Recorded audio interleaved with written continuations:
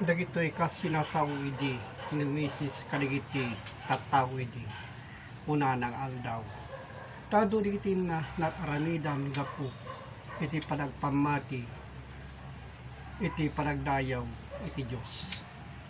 Tadigito iti na imbagbaga nyad adal idi ingkas kasaba kadigiti tattao.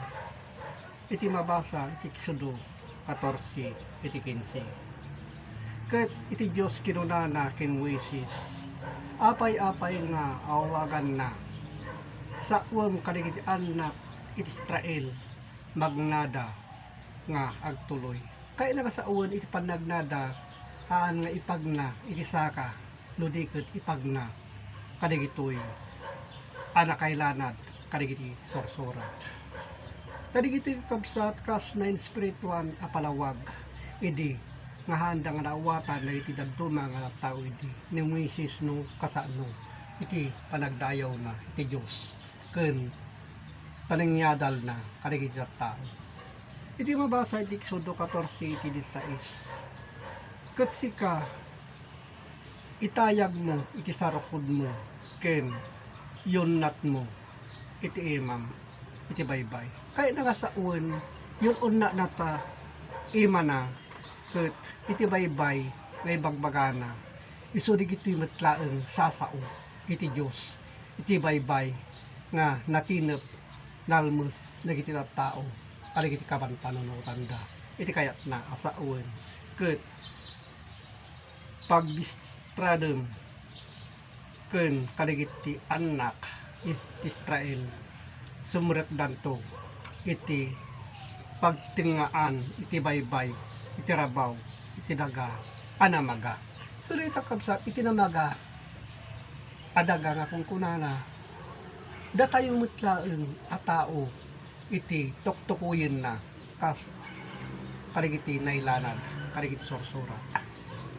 Iti babasa iti Exodo, iti 14, iti 17, ket adtoy siyak,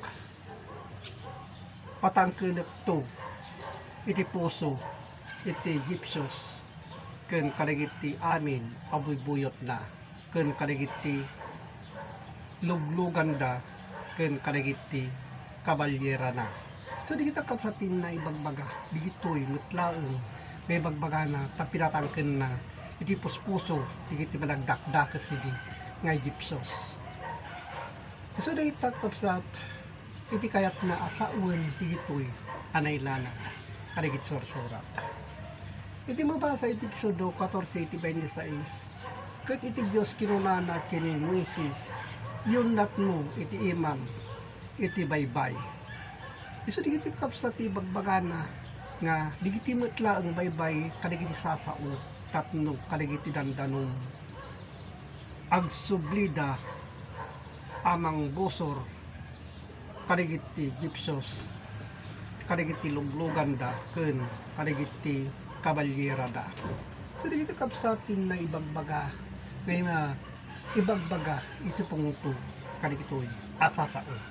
Kadigiti kapsat agad ado digitin na imbagbaga idi ni Moises gapo kadigitoy ana kailanadan kadigitoy asorsorat. So kapsat digitoy alaen tay kadi panunutan tay kadi haan laeng anay lubungan di kahit nga sa uwi ni gitoy ngayon da yad adal ibalbalikas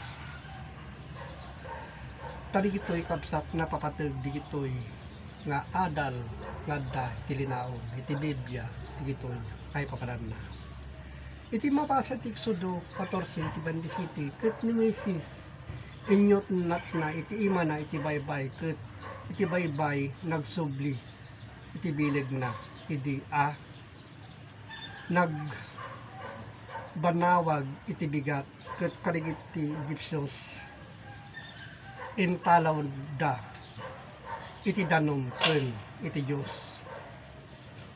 napasag da kadigiti Gypsos iti nagtingaan iti baybay so digiti kabsat iti baybay iso tinang tinaputlaan kadakwada gapo karigitoy asasao metlang idi nga nagbisngay iti baybay Kadagiti nga baybay sumulang nagiti sasao ket haanda a pinati ni misis ket isu dayjay natayda gapu kadagiti nadyusan a sursuro ket napanday sa bali a pagsasao a panagipalawag nga iti nagdaydayawan da gapu kadagiti inaramid da met laeng aladladawan haan nga iti napudno a Dios a namarswa.